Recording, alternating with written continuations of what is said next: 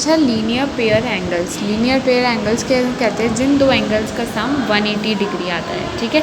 जिससे 90 और 90 है, इसका सम 180 आया, या 120 और 60 है, इनका सम 180 आया।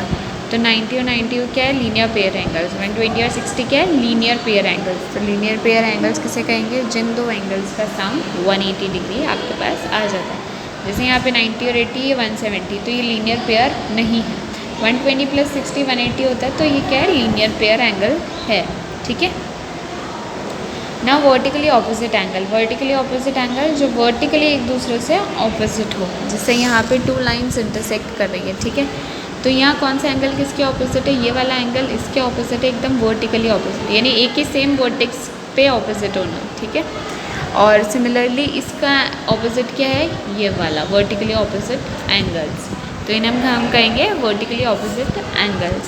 तो अब इसमें बताना है गिवन फिगर में अगर एंगल 150 है और ये इक्वल होता है, वर्टिकली ऑपोजिट एंगल्स इक्वल होते हैं, ध्यान रखना। तो अगर एंगल 150 और इसके वर्टिकली ऑपोजिट 3 है, तो एंगल 3 कितना होगा और एंगल 2 कितना होगा, ये क्वेश्चन में बताना है। तो एंगल 1 अगर 50 डिग्री है, तो ये वर्टिकली ऑपोजिट होने की वजह से ये भी 50 डिग्री हो जाएगा, ठीक है। और फिर 2 और 3 क्या बना रहे हैं, आपके पास एक लीनियर पेयर एंगल बना रहे हैं। तो अगर ये लीनियर पेयर एंगल्स का सम कितना होता है, एंगल 2 बराबर 180, लीनियर पेयर एंगल्स का सम कितना होता है 180। तो एंगल 50 प्लस एंगल 2 यानी एंगल 2 प्लस 3 बराबर 180। तो अगर ये 50 है तो एंगल 2 कितना होना चाहिए, एंगल 2 आपके पास होना चाहिए 130, ठीक है। तभी तो 50 प्लस 130 आप 180 लाओगे, तो एंगल 2 आपका कितना हो जाएगा 130 हो जाएगा। इस तरह से आपको क्वेश्चंस जो है वो करने हैं कि एंगल्स फाइंड आउट करने हैं। एक और एग्जांपल देख लेते हैं। शो करना है कि जब भी दो लाइंस इंटरसेक्ट करती है तो वर्टिकली ऑपोजिट एंगल्स बनते हैं और वो इक्वल होते हैं, ठीक है। अब हम शो कैसे करते हैं, देखो एंगल 1 2 3 4 हमने ले लिया। एंगल 1 प्लस 2 कितना होगा 180 डिग्री, एंगल 3 प्लस 4 कितना होगा 1, और एंगल 2 प्लस 3 भी तो 180 डिग्री होगा, एंगल 3 प्लस 4 भी 180 डिग्री होगा, ये भी लीनियर पेयर है। और फिर एंगल 4 प्लस 1 भी 180 डिग्री होगा। तो मैंने फिर सिमिलरली कर दिया एंगल 2 प्लस एंगल 3 बराबर 180 डिग्री, ठीक है। अब ये भी 180 है, ये भी 180, इसका मतलब ये दोनों इक्वल है, यानी एंगल 1 प्लस 2 इक्वल है एंगल 2 प्लस 3 के। तो मैंने उस कंडीशन को रख दिया कि angle 1 plus angle 2 is equals to angle 2 plus angle 3। तो यहाँ से एंगल 2 और एंगल 2 तो सेम ही है दोनों तरफ, तो ये तो कट गया और हमारे पास क्या आ गया एंगल 1 बराबर एंगल 3, यानी ये एंगल इसके इक्वल होगा, वर्टिकली ऑपोजिट एंगल, ठीक है।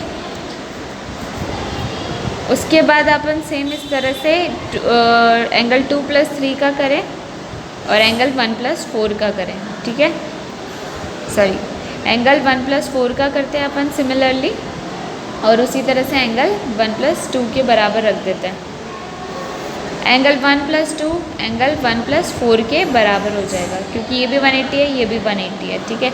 इन दोनों को मैंने बराबर रखा, तो यहाँ एंगल 1 तो सेम ही है दोनों तरफ, तो ये तो कट जाएंगे और एंगल 2 जो है एंगल 4 के बराबर आ जाएगा। तो इस तरह से वर्टिकली ऑपोजिट एंगल जो है वो क्या होते हैं, इक्वल होते हैं। वो हम शो करते हैं इस एग्जाम्पल के थ्रू, मतलब बता सकते हैं, हमें पता चल गया और जो रूल निकल के आया वो भी सही है इसका मतलब, ठीक है। अब इसके बाद आप एक्सरसाइज 5.1 पूरी सॉल्व कर सकते हो। एनसीईआरटी फोल्डर की आपको एक्सरसाइज सॉल्व करनी है, ठीक है, जो कि आपको यहाँ दे रखी है एनसीईआरटी फोल्डर की एक्सरसाइज 5.1, ठीक है। ये पूरी आप सॉल्व कर सकते हो। इसमें कुछ ही क्वेश्चन आपको कॉपी में करने होंगे, तो वो मैं आपको मेंशन करके दे दूँगी मैसेज के नीचे कि आपको कौन कौन से क्वेश्चन कॉपी में करने हैं, कौन कौन से क्वेश्चन आपको बुक में करने हैं, ठीक है। Okay, thank you.